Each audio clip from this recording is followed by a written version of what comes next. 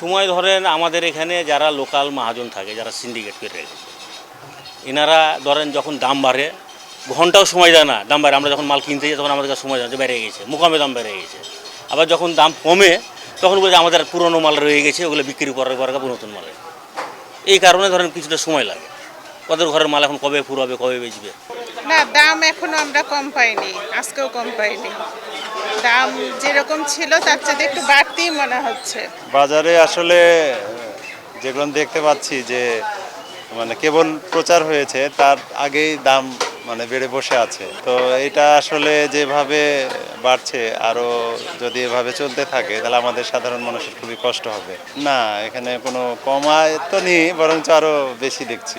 এটা তো আমরা বলতে পারবো না, অত দূরের ব্যবসায়িক আমরা না, এটা আমরা বলতে পারবো না যে কতদিন সময় লাগতে পারবো। ওরা আমাদেরকে ওই রেটের মাল দিবে তারপরে এটা তো আমরা বলতে পারবো না। আমার কাছে কমে যাবে যখন আমি কম দামে কিনবো।